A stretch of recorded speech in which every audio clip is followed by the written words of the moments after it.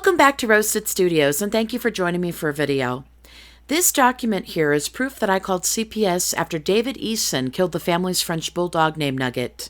I had to call DSS back when I got this letter because I had called about possible emotional abuse and trauma. Although I think I may have mentioned that it is neglectful to leave your child with a dog that you know could bite this child. And as the baby gets closer and closer in that video to this animal, the parent's just sitting there and doesn't move only until after the baby gets bit in the face. And then by that point, this parent, who has an anger problem, was mad enough to end the dog's life as an inhumane punishment for his own, setbacks, if you will. Now, I called because I was worried about the children possibly being harmed emotionally and psychologically as well because of Nugget's murder.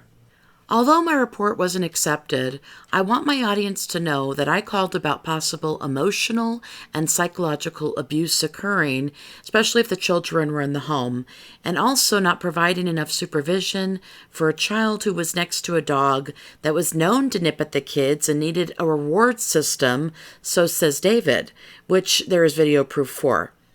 For someone who has time enough to threaten people, this person had no concept of protecting his own child from his own negligence and anger.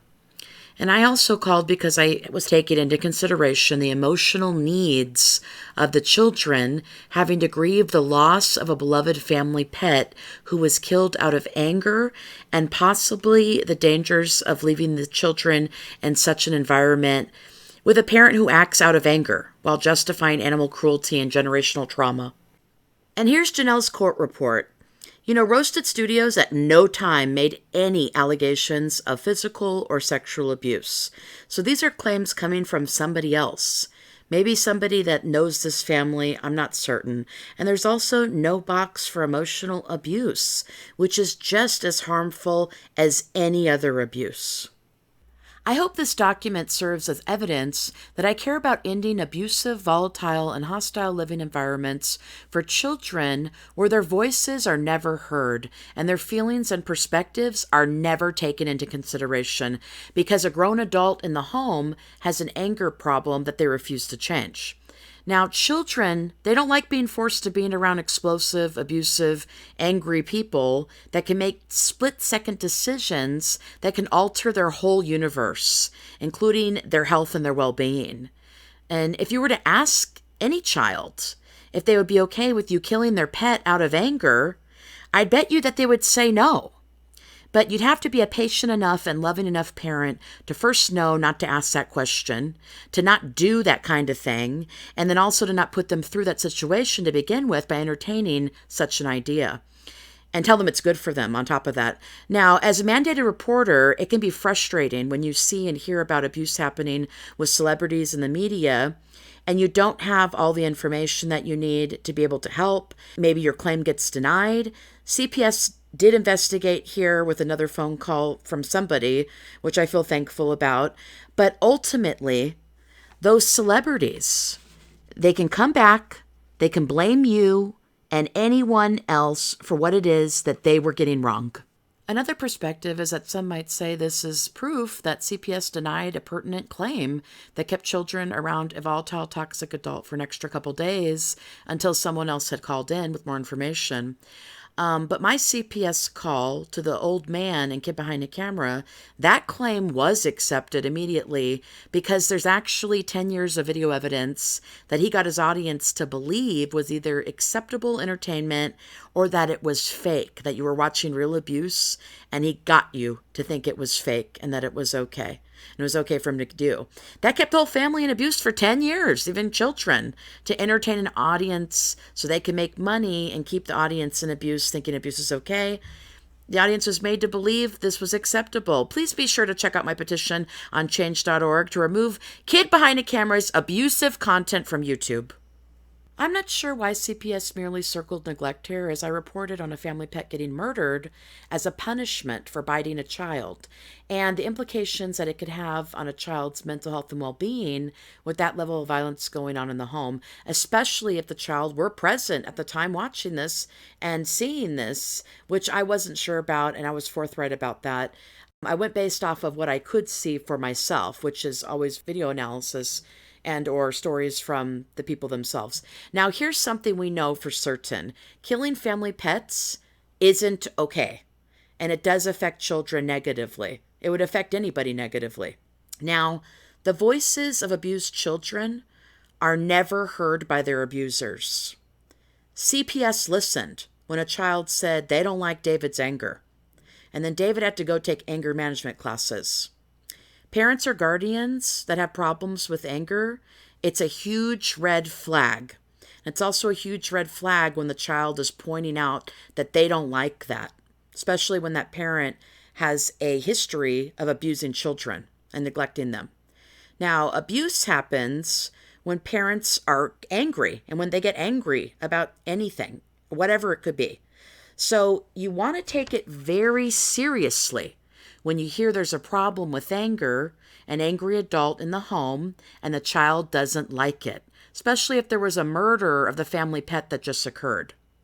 Secondly, David had mentioned all the dogs that he remembers, his grandfather, the father killing, and that's why he did it too. Well, that's called generational trauma. And the ideas and opinions that his family used to explain to him why his animals were getting killed becomes the same excuses he would use on traumatizing and abusing his own children while killing their animals. Now, CPS listened when a little boy was asked, "Do you love or like David?" And the only thing that the child had to say was he doesn't like that the school calls David when he gets in trouble. That's another huge red flag. Now, Jenelle had stated that's all the child said, as if it's not important, and that the kids were taken away just like that. She snapped her finger about it. You know, the kids weren't taken away just like that. A traumatic event happened first that was started by David, where the family pet was murdered for no good reason. That's my opinion. And MTV documented a lot of abuse on camera with this family over the years as well. So it's not like it's an isolated incident where poor judgment is concerned. And also there was a process here that was documented and shown in documents on Jenelle's channel in her second episode. And when someone asks your child, "Do you love your father?" explaining how you don't like the way that they act or the way that they treat you, it shouldn't be the only thing that they have to say.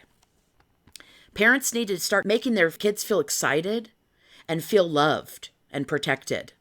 So the kids should say, "Yes, I love my father.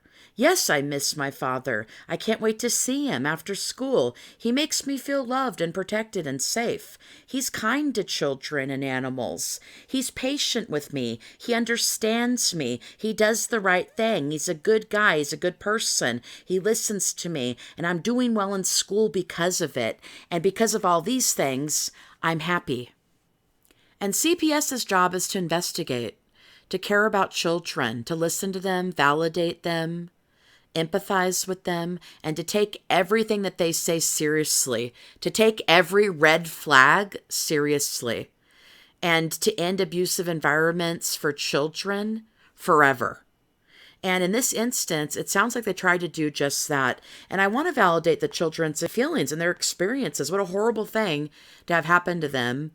They have no choices. And also, in an instance, validate Jenelle as well, her trauma, her pain, her tears on camera, which are real, not having her kids with her on Mother's Day, which is probably terrible, and also having your dog murdered, which is just awful. And, also validate CPS having to make this difficult decision to get involved in this particular situation.